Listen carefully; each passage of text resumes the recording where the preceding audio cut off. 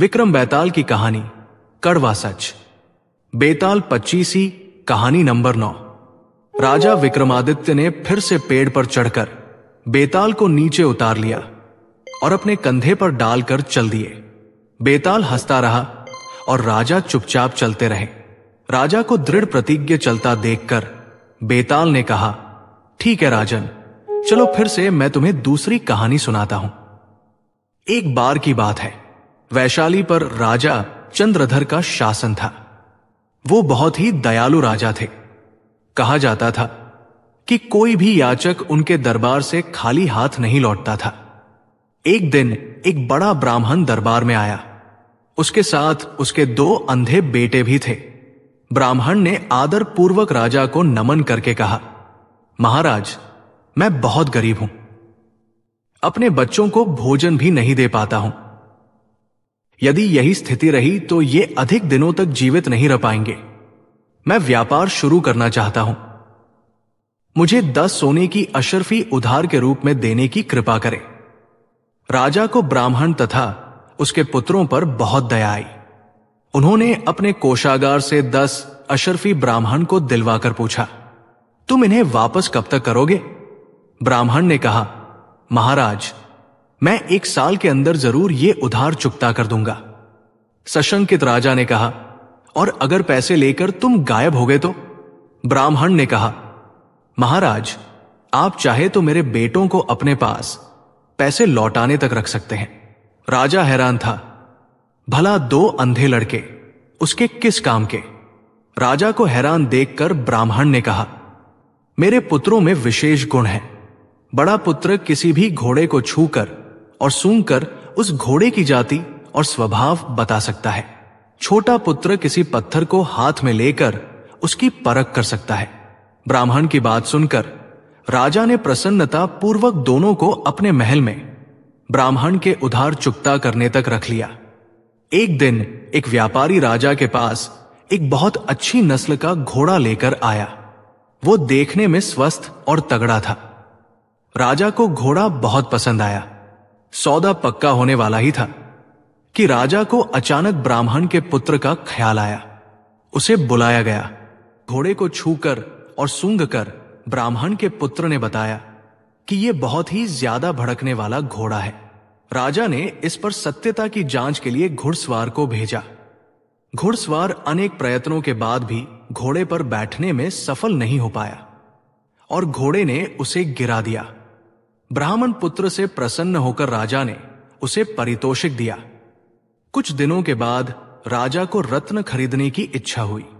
जौहरी ने उन्हें कीमती रत्न दिखाए। राजा ने एक बड़ा सा हीरा पसंद किया।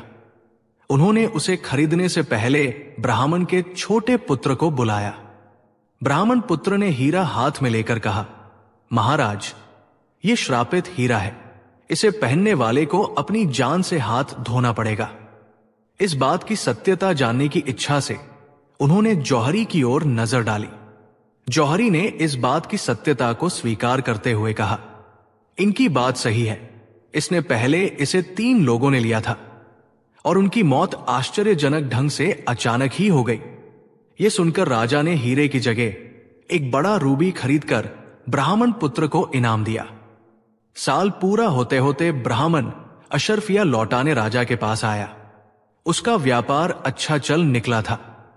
राजा ने पूछा कि पुत्रों की तरह क्या उसने भी कोई विशेष गुण है? ब्राह्मण ने बताया कि वो किसी का हाथ देखकर उसका बीता हुआ कल बता सकता है। राजा ने ब्राह्मण से अपना हाथ देखने के लिए कहा। राजा कहां देखकर ब्राह्मण ने कहा, महाराज, एक बड़े राज्य के आप एक होनहार शासक हैं, पर आपके पिताजी एक चोर थे जिन्होंने कई शहरों को लूटा था। ब्राह्मण की बात सुनते ही राजा आग बबूला हो गया। झूठे, तुम्हारी हिम्मत कैसे हुई मेरे बारे में, मेरे ही दरबार में ऐसी बात कहने की? राजा ने अपने सेवकों को आज्ञा दी कि ब्राह्मण और उसके पुत्रों के सिर को कलम कर दिया जाए। इतना कहकर बेताल ने पूछा, राजन, मुझे बताइए, आपके विचार में उन लोग की मृत्यु का उत्तरदायी कौन है? विक्रमादित्य ने उत्तर दिया, अपने और अपने पुत्रों की मृत्यु का उत्तरदायी ब्राह्मण था। हालांकि उसने सच कहा था, पर कड़वे सच को कहने से पहले उसे बुद्धिमानी से काम लेना चाहिए था। राजा को पता था कि वो एक चोर की संतान है, पर सबके सामने इस बात का कहा जाना राजा के प्रभुत्व के लिए हानिकारक और अपमानजनक बात थी। इस बात के लिए ब्राह्मण को मौत की सजा तो होनी ही थी। बेताल की हंसी से जंगल गूंज उठा। मैं आपके निर्णय से प्रभावित हुआ राजा। ये कहकर बेताल वापस पेड़ पर चला गया। विक्रम बेताल की कहानी उग्रसेन और राजा वृषभानु, कहानी नंबर 10। बेताल पेड़ की शाखा से प्रसन्नता पूर्वक लटका हुआ था।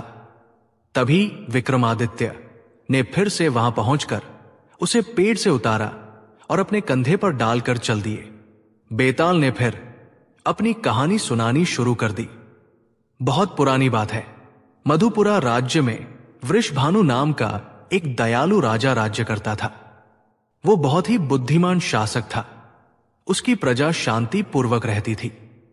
राज्य के ठीक बाहर एक घना जंगल था। उस जंगल में डाकुओं का एक दल रहता था, जिसका नेता उग्रसील था। यह दल जंगल के आसपास के गांव में जाकर लूटपाट और मार काट करता था। मधुपुरा के लोग हमेशा भयभीत रहते थे। राजा की ओर से डाकुओं को पकड़ने की सारी कोशिश बेकार हो गई थी। डाकू हमेशा अपना मुंह अपनी पगड़ी के छोर से ढके रहते थे, जिससे उन्हें कभी कोई पहचान ही नहीं पाता था। इसी प्रकार कई साल बीत गए। उग्रसील ने एक सुंदर और दयालु महिला से प्रेम विवाह कर लिया। वो उग्रसील का साथ उसके दुष्कर्म में नहीं देती थी। वो अक्सर उसे सुधारने की कोशिश करती रहती थी, पर उग्रसील उसकी बात नहीं सुनता था। कुछ दिनों के बाद उग्रसील को एक पुत्र की प्राप्ति हुई, जिससे उसके जीवन की धारा बदलने लगी। वो विनम्र और दयालु बनने लगा। पुत्र प्रेम के कारण डाका डालने के बाद उसने औरतों और बच्चों को मारना बंद कर दिया। एक दिन भोजन के बाद उग्रसील को आराम करते हुए नींद आ गई।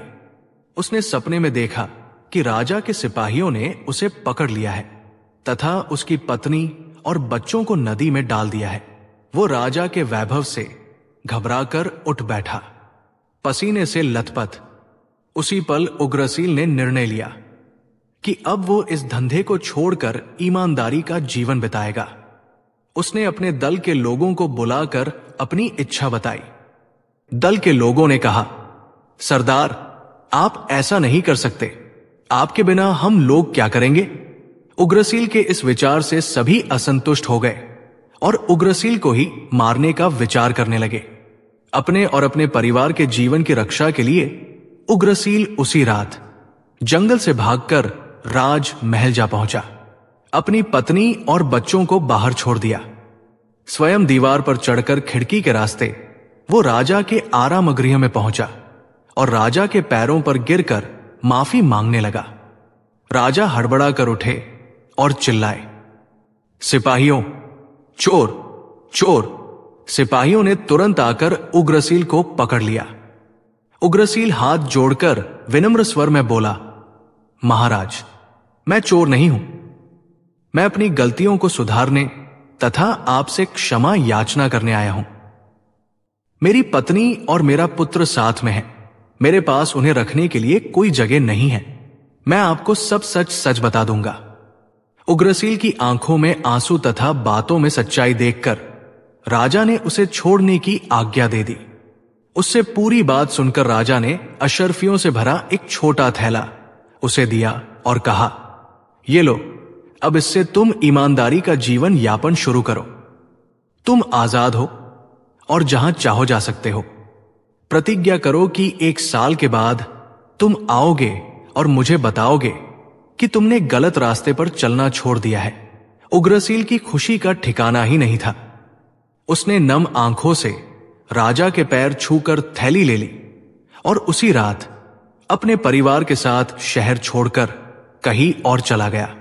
बेताल ने राजा विक्रमादित्य से पूछा, राजन, तुम्हें क्या लगता है, क्या राजा ने उस क्रूर डाकू को क्षमा करके सही किया? विक्रमादित्य ने जवाब दिया, राजा, वृषभानु का उदारतापूर्ण व्यवहार उनकी दयालुता और बुद्धिमानी का बहुत अच्छा उदाहरण है। राजा का मुख्य उद्देश्य दोषी को उसकी गलती का एहसास कराना होता है, क्योंकि उग्रसील को अपनी गलती का एहसास हो चुका था, इसीलिए राजा द्वारा क्षमादान उचित था। ऐसा करके उन्होंने एक उदाहरण प्रस्तुत किया। संभव है यह दृष्टांत सुनकर दूसरे डाकू भी समर्पण के लिए खुद ही तैयार हो जाएं। विक्रमादित्य के उत्तर से संतुष्ट होकर बेताल तुरंत उड़कर पेड़ पर चला गया और राजा बेताल को लेने फिर से पेड़ की ओर चल दिए।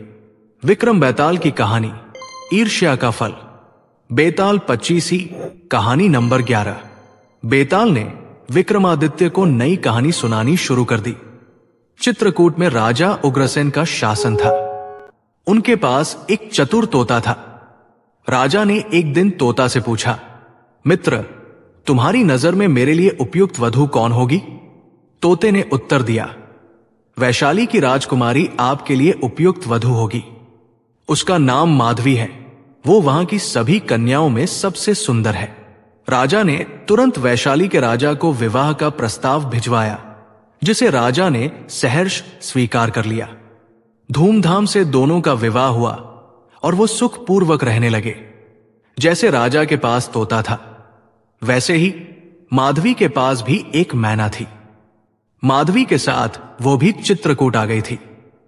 धीरे धीरे तोता मैना दोनों की दोस्ती हो गई। एक दिन मैना ने तोते को एक कहानी सुनाई। मैने ने कहा, किसी समय की बात है, एक धनी व्यापारी था।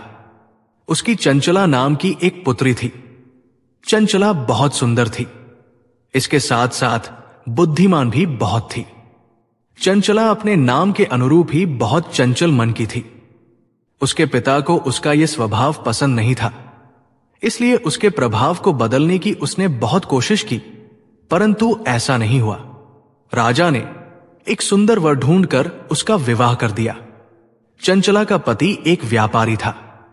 व्यापार के चलते वो अधिकांश बाहर ही रहा करता था। एक दिन चंचला के पिता ने उसका हाल जानना चाहा, इसलिए उसने एक दूत चंचला के घर भेजा। जब वो दूत चंचला के घर पहुंचा, तब चंचला का पति काम से बाहर गया हुआ था। चंचला ने दूत का स्वागत किया तथा उसे भोजन कराया। वो दूत देखने में बहुत सुंदर था।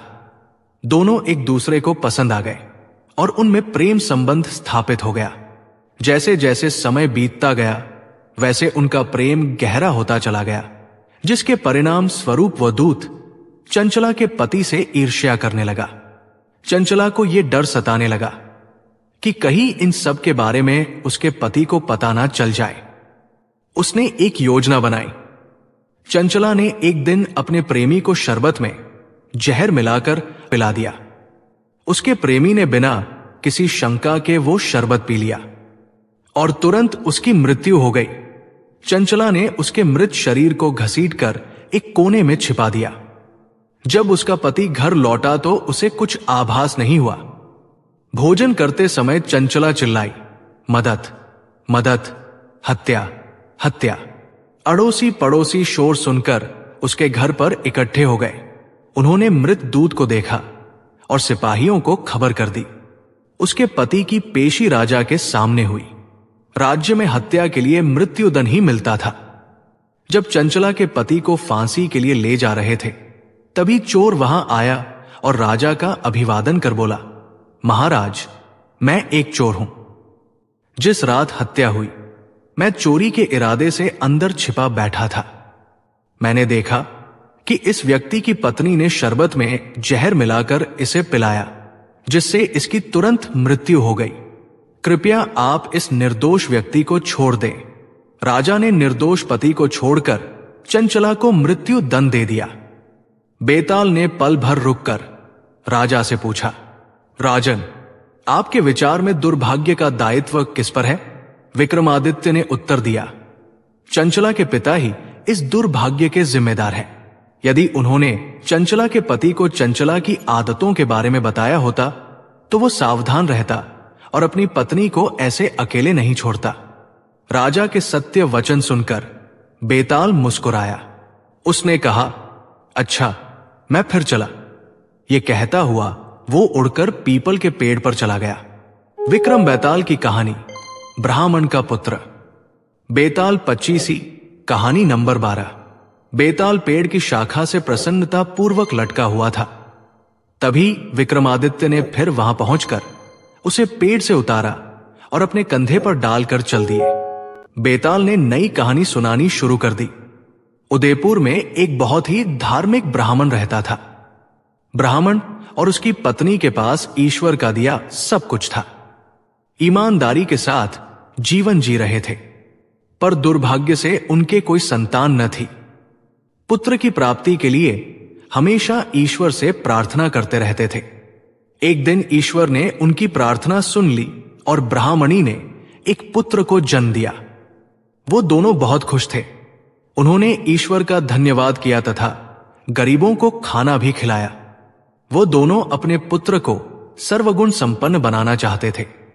उन्होंने बालक को प्रेम और दयालुता का पाठ पढ़ाया तथा उत्तम शिक्षा दी।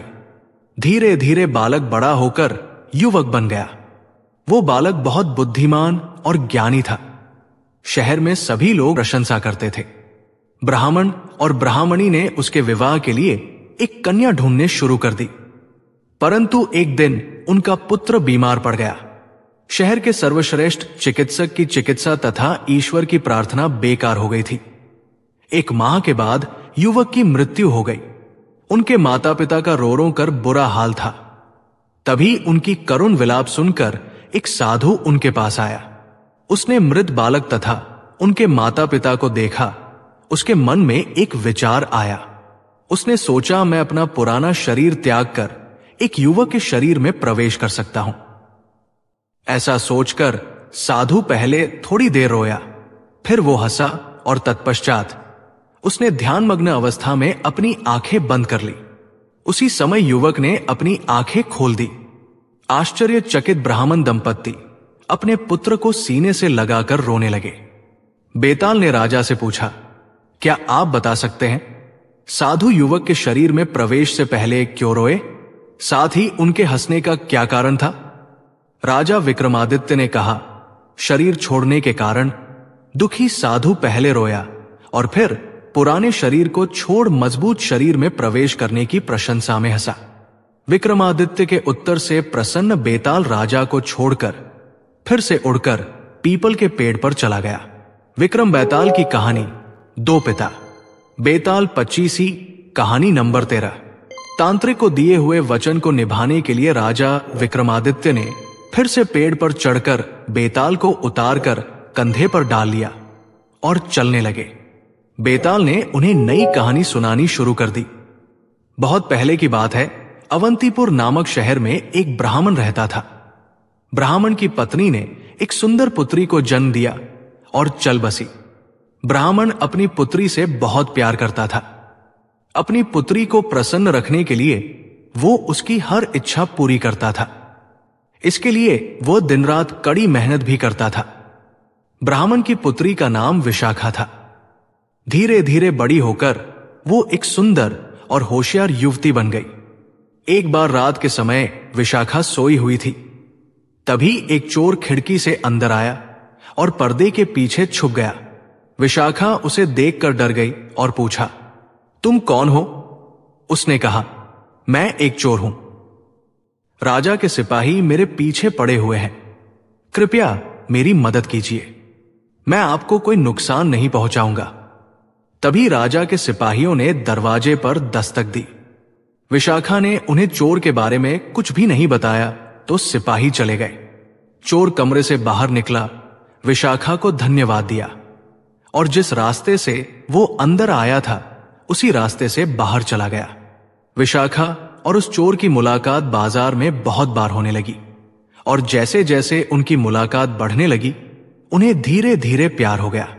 एक चोर के साथ विशाखा के पिता उसका विवाह करने के लिए कभी भी राजी नहीं होते, इसलिए दोनों ने चुपचाप विवाह कर लिया। कुछ दिन सुखपूर्वक बीत गए।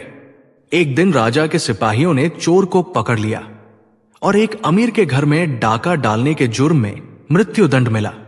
गर्भवती विशाखा को जब ये बात पता चली तब वो रोने लगी।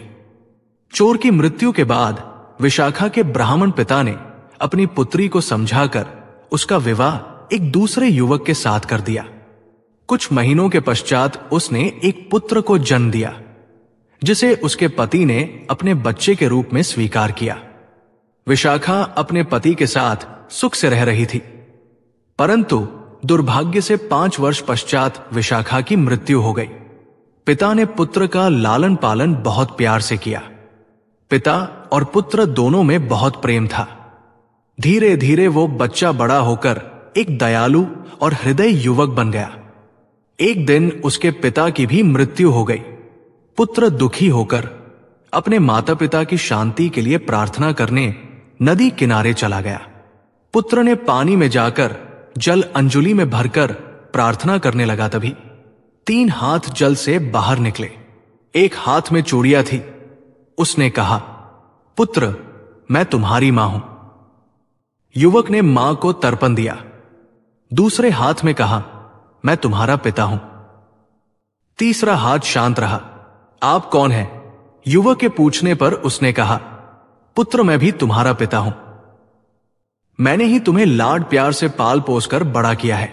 बेताल ने राजा से पूछा, राजन, दोनों में से किस पिता के लिए पुत्र को तर्पण करना चाहिए? विक्रमादित्य ने कहा, जिसने उसका लालन पालन किया है। पिता के सभी कार्यों का पालन उसी ने किया है। मां की मृत्यु के बाद यदि बच्चे का ख्याल पिता ने नहीं रखा होता तो शायद उसकी भी मृत्यु हो जाती। वही उस युवक का पिता कहलाने का असली अधिकारी है। बेताल ने ठंडी आह भरी। फिर से विक्रमादित्य ने सही उत्तर दिया था। बेताल विक्रमादित्य के कंधे से उड़ा और वापस पेड़ पर चला गया। विक्रम बेताल की कहानी जब सपना सच हुआ। बेताल 25 कहानी नंबर 14। विक्रमादित्य ने पेड़ पर चढ़कर बेताल को उतारा और अपने कंधे पर डालकर चलना शुरू कर दिया। बेताल ने फिर से कहानी सुनानी शुरू कर दी। किसी समय पहले की बात है। पाटलिपुत्र में सत्यपाल नामक एक धनी व्यापारी रहता था। सत्यपाल के साथ एक चंद्रनाथ नाम का बालक रहता था। वो उसका दूर का रिश्तेदार था जो अनाथ था। सत्यपाल उस बालक के साथ नौकरों जैसा व्यवहार करता था, जिससे चंद्रनाथ को बहुत दुख होता था। चंद्रनाथ सत्यपाल की तरह अमीर बनने का सपना देखने लगा था। एक दिन दोपहर में जब चंद्रनाथ सो रहा था, तब उसने एक सपना देखा कि वो एक धनी व्यापारी बन गया है और सत्यपाल उसका नौकर। वो नींद में ही बड़बड़ाने लगा, ओ मूर्ख सत्यपाल, इधर आओ और मेरे जूते साफ करो। सत्यपाल उधर से गुजर रहा था। तभी उसने चंद्रनाथ को नींद में बड़बड़ाते हुए सुन लिया। उसे बहुत गुस्सा आया। उसने क्रोधित होकर चंद्रनाथ को जूता फेंक कर मारा और अपने घर से बाहर निकाल दिया। चंद्रनाथ के पास अब रहने के लिए भी ठिकाना नहीं था। वो दिन भर सड़कों पर भटकता रहता। अपनी बेइज्जती वो बर्दाश्त नहीं कर पा रहा था। मन ही मन उसने सत्यपाल से बदला लेने का सोचा। चलते चलते वो जंगल में जा पहुंचा। जंगल में एक साधु रहते थे। चंद्रनाथ साधु के पैरों में गिर गया। साधु ने पूछा, पुत्र, तुम इतने दुखी क्यों हो? चंद्रनाथ ने उन्हें अपनी आप बीती सुना दी। साधु ने कहानी सुनकर दया भाव से कहा, मैं तुम्हें एक मंत्र दूंगा। सपना देखने के बाद यदि तुम कुछ मंत्र को पढ़ोगे तो तुम्हारा सपना पूरा होगा, परंतु तुम इस मंत्र को केवल 3 बार ही प्रयोग कर पाओगे। ऐसा कहकर साधु ने उसे मंत्र सिखा दिया। चंद्रनाथ को जैसे खजाना मिल गया था। प्रसन्न मन से वो वापस शहर आ गया। वो एक कुटिया के सामने सीढ़ियों पर लेट गया। लेटते ही उसकी आंख लग गई और उसने एक सपना देखा कि सत्यपाल उससे क्षमा याचना कर रहा है। वो अपने किए पर शर्मिंदा है और अपनी पुत्री सत्यवती के साथ उसका विवाह करना चाहता है। चंद्रनाथ सोकर उठा और सोचने लगा, सपना तो बहुत अच्छा था। मंत्र को जांचने का यह अच्छा अवसर है और वो मंत्र पढ़ने लगा। सत्यपाल चंद्रनाथ को ढूंढ रहा था। कुटिया की सीढ़ियों पर बैठा देख वो उसके पास आया और अपने किए के लिए उसे क्षमा मांगने लगा। फिर उसने अपनी पुत्री के विवाह का प्रस्ताव भी उसके सामने रखा। चंद्रनाथ को अपने कानों पर विश्वास ही नहीं हो रहा था। मंत्र ने काम कर दिया था और उसका सपना भी पूरा हो रहा था। चंद्रनाथ ने प्रस्ताव को स्वीकार कर लिया और सत्यवती से विवाह कर लिया। सत्यपाल ने चंद्रनाथ को एक अलग व्यापार करवा दिया, जिससे वो और उसकी पुत्री दोनों सुखपूर्वक रहने लगे। एक दिन चंद्रनाथ ने फिर एक सपना देखा कि व्यापार खूब चल रहा है और वो शहर का सबसे धनी व्यापारी बन गया है। सपने से जागकर उसने फिर उसी मंत्र को पढ़ा। मंत्र के प्रभाव से उसका व्यापार जल्दी ही खूब चल पड़ा और उसने खूब धन कमाया। सपने के अनुसार वो मंत्र के प्रभाव से शहर का सबसे धनी व्यापारी बन गया था। शहर के अन्य सभी व्यापारी उससे ईर्ष्या करने लगे थे। चारों ओर चंद्रनाथ के व्यापार की बातें होने लगी कि कैसे धनी बनने के लिए उसने कर की अवहेलना की है। ये सभी अफवाहें धीरे धीरे राजा के कानों तक भी पहुंच गई। राजा ने अपने सिपाहियों से इन अफवाहों की जांच करवाई तो उन्हें सच पाया। चंद्रनाथ को सजा के तौर पर उसने जितने भी कर की अवहेलना की थी, उसका 10 गुना राजा को देना था। इन सभी बातों से चंद्रनाथ क्रोधित हो उठा था। उसी रात उसने सपना देखा कि वो पाटलिपुत्र का राजा बन गया है और उसके बारे में जिन व्यापारियों ने अफवाहें उड़ाई थी, उन सबको वो सजा दे रहा है। सुबह उठने पर वो जैसे ही अंतिम बार मंत्र पढ़ने जा रहा था, उसे कुछ आभास हुआ। चंद्रनाथ रोने लगा। उसने मंत्र नहीं पढ़ा और सीधा जंगल में साधु के पास जाकर उनसे मंत्र की शक्ति वापस लेने का अनुरोध किया। साधु उसकी बातों को सुनकर मुस्कुरा उठे। बेताल ने राजा विक्रमादित्य से पूछा, राजन, चंद्रनाथ ने मंत्र क्यों नहीं पढ़ा और पाटलिपुत्र का राजा क्यों नहीं बना? विक्रमादित्य ने उत्तर दिया, चंद्रकांत को यह आभास हो गया था कि कड़ी मेहनत के बिना प्रसिद्धि और सफलता नहीं मिलती है। ऐसा जीवन जीने में कोई मजा भी नहीं है जहां सारे सपने आसानी से साकार हो। उसे साधु ने मंत्र की शक्ति के द्वारा बहुत ही मूल्यवान सीख दी थी। राजन, तुम महान हो, क्षमा करना, मुझे जाना पड़ेगा। हंसता हुआ बेताल ऐसा कहकर वापस पेड़ पर चला गया। विक्रम बेताल की कहानी, सच्चे प्रेमी की कहानी, बेताल 25 कहानी नंबर 15। राजा विक्रमादित्य फिर से पेड़ पर बेताल को लेने पहुंचे। उन्हें देखकर आश्चर्यचकित बेताल ने कहा, राजन, बार बार मुझे लेकर जाते हो, तुम ऊब गए होंगे। राजा ने कुछ भी नहीं कहा। उन्हें शांत देख उसने फिर कहा, ठीक है, मैं तुम्हें दूसरी कहानी सुनाऊंगा, वो तुम्हें उबने नहीं देगी। और बेताल ने कहानी सुनानी शुरू की। कन्नौज में कभी एक बहुत ही धार्मिक ब्राह्मण रहता था। उसकी विद्रुमा नामक एक जवान पुत्री थी जो बहुत अधिक सुंदर थी। उसका चेहरा चांद की तरह था और रंग निखरे हुए सोने की तरह था। उसी शहर में 3 विद्वान ब्राह्मण युवक रहते थे। वे तीनों विद्रुमा को बहुत पसंद करते थे और उससे विवाह करना चाहते थे। उन्होंने कई बार विवाह का प्रस्ताव भी रखा था, पर हर बार ब्राह्मण प्रस्ताव को ठुकरा देते थे। एक बार विद्रुमा बीमार पड़ गई। ब्राह्मण ने उसे बचाने की बहुत कोशिश की, पर वो ठीक ना हो पाई और परलोक सिधार गई। तीनों युवक और ब्राह्मण बहुत दिनों तक विलाप करते रहे और उन्होंने जीवन भर विद्रुमा की याद में व्यतीत करने का निश्चय किया।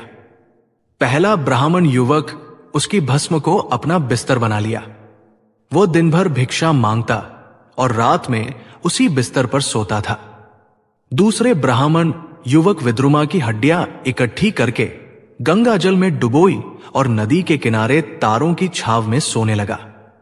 तीसरे ब्राह्मण युवक ने सन्यासी का जीवन व्यतीत करना शुरू किया। वो गांव गांव भिक्षा मांगकर अपना जीवन व्यतीत करने लगा। एक व्यापारी ने उससे अपने घर में रात व्यतीत करने का अनुरोध किया। व्यापारी का निमंत्रण स्वीकार करके वो उसके घर चला गया। रात में सभी भोजन करने बैठे, तभी व्यापारी का छोटा बच्चा जोर जोर से रोने लगा। उसकी मां ने उसे शांत कराने की बहुत कोशिश की पर वो रोता रहा। परेशान होकर मां ने बच्चे को उठाकर चूल्हे में झोंक दिया। बच्चा तुरंत भस्म हो गया। ब्राह्मण युवक ये सब देखकर भयभीत हो गया। गुस्से से कांपते हुए वो अपने भोजन का थाली छोड़कर उठा और बोला, तुम लोग बहुत ही क्रूर हो। एक भोले भाले बच्चे को मार डाला। ये एक पाप है। मैं तुम्हारे यहां भोजन ग्रहण नहीं कर सकता। मेजबान प्रार्थना करता हुआ बोला, कृपा कर आप मुझे क्षमा करें। आप यहां रुककर देखें कि कोई क्रूरता नहीं हुई है। मेरा बच्चा पूरी तरह सुरक्षित है। मैं उसे वापस जीवन दान दे सकता हूं। यह कहकर उसने प्रार्थना की और एक छोटी सी किताब निकालकर कुछ मंत्र पढ़ने लगा। बच्चा तुरंत जीवित हो गया। ब्राह्मण को अपनी आंखों पर विश्वास ही नहीं हो रहा था। अचानक उसे एक ख्याल आया। मेजबान के सो जाने पर ब्राह्मण युवक ने वो मंत्र वाली किताब उठाई और गांव छोड़कर वापस अपनी जगह आ गया। अब वो विद्रुमा को जीवित करना चाहता था। उसे विद्रुमा की भस्म और हड्डियां चाहिए थी। वो दोनों ब्राह्मण युवक के पास गया और बोला, भाइयों, हम लोग विद्रुमा को जीवित कर सकते हैं, पर उसके लिए मुझे उसकी भस्म और हड्डियां चाहिए। उन्होंने भस्म और हड्डियां लाकर उसे दे दी। तीसरे युवक ने जैसे ही मंत्र पढ़ा, विद्रुमा भस्म से निकलकर खड़ी हो गई। वो और भी खूबसूरत हो गई। तीनों ब्राह्मण युवक उसे देख बहुत प्रसन्न हुए। अब उन्होंने आपस में उससे विवाह करने के लिए लड़ना शुरू कर दिया। बेताल रुका और राजा से पूछा, राजन, तीनों में कौन उसका पति बनने के लिए उपयुक्त है? राजा विक्रमादित्य ने कहा, पहला ब्राह्मण युवक। बेताल मुस्कराया। राजा ने फिर कहा, तीसरे ब्राह्मण ने उसे मंत्र से जीवन दिया। ये उसने पिता का काम किया। दूसरे ब्राह्मण ने उसकी हड्डियां रखी थी, जो कि एक पुत्र का काम था। पहला ब्राह्मण उसकी भस्म के साथ सोया, जो एक प्रेमी ही कर सकता है, इसलिए वही विवाह के योग्य है। तुम सही हो। बेताल ये कहकर फिर उड़कर पीपल के पेड़ पर चला गया। दोस्तों, कैसा लगा आपको विक्रम बेताल की मेरी ये प्रस्तुति? मैंने अपनी तरफ से कोशिश की है आपको एक अच्छा कंटेंट देने की। अगर आपको पसंद आई हो तो चैनल को सब्सक्राइब करके बेल की घंटी को दबा दीजिए। इससे हमारा चैनल जीवंत हो जाएगा। वीडियो अच्छी लगे तो लाइक करके दोस्तों के साथ शेयर कीजिए। साथ ही कमेंट बॉक्स में अपने विचार भी जरूर लिखिए। मिलते हैं विक्रम बेताल की ऐसे ही ज्ञानवर्धक और रोमांचक कहानियों के साथ। तब तक के लिए आपको मेरा प्रणाम।